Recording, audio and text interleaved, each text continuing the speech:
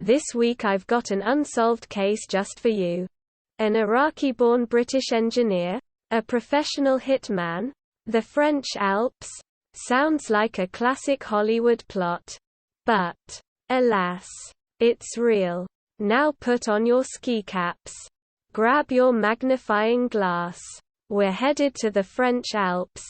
The hit. On September 5, 2012, Saad Al-Hilli was found murdered at the top of a mountain near a small French town named Chevaline.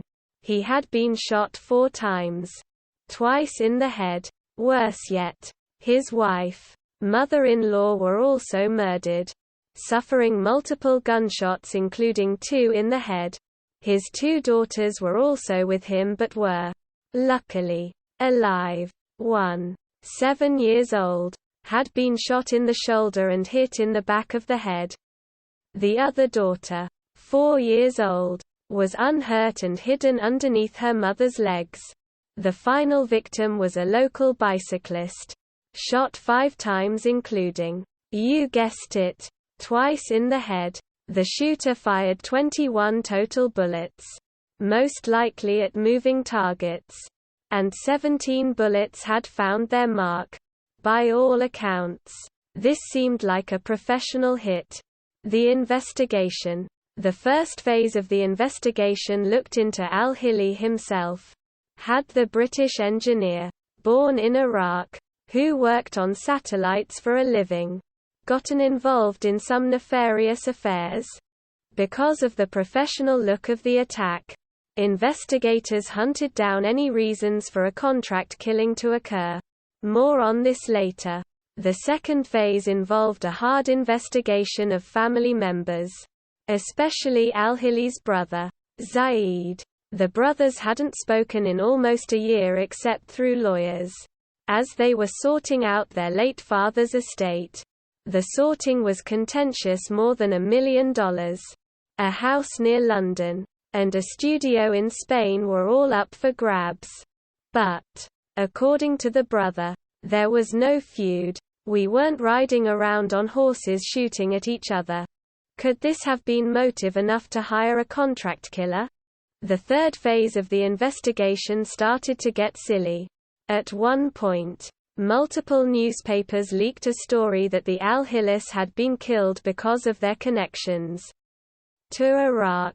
That, in fact, they had connections with Saddam Hussein himself. This turned out to be false. Unfortunately, this attention-grabbing headline sold a lot of papers. And this hurt the case, warping it into this big global espionage conspiracy, one riddled with overt racism. Zaid was arrested, and almost immediately released.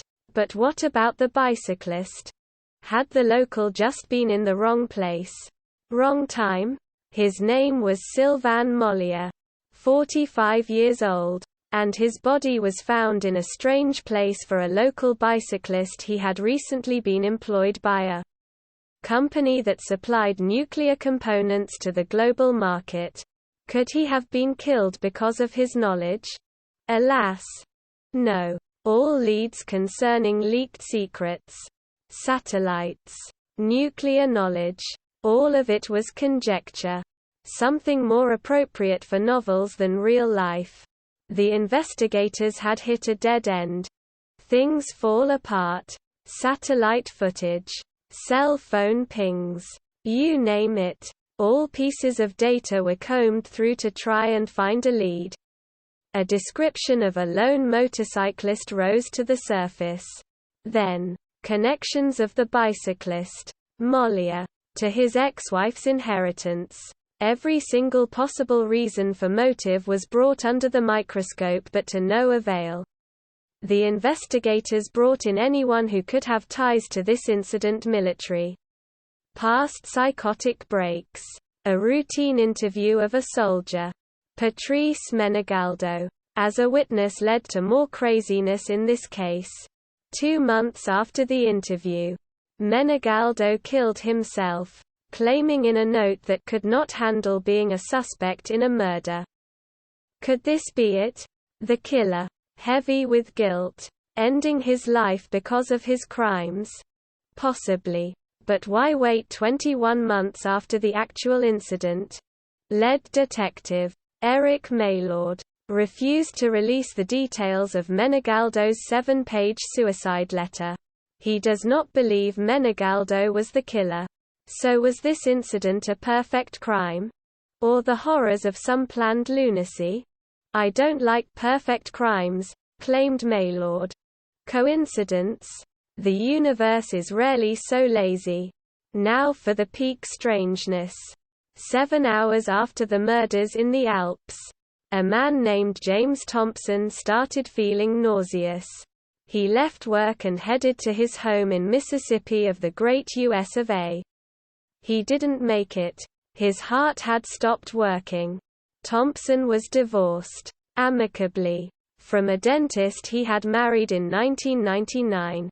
Apparently as a favor. The marriage was kept a secret from all other family members. The couple split up a few months later. She moved to England and married an engineer named, you guessed it, Saad Al-Hilli. So on the same day, 7 hours apart, both she and her ex-husband died. Coincidence? Probably. But in a case with no definitive answers even to this day.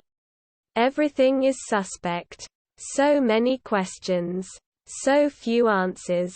Wanting to dive a little deeper? Try the 2 resources below and let us know if you find anything that we missed. BBC documentary. Also I'm Andy. If you like stuff like this.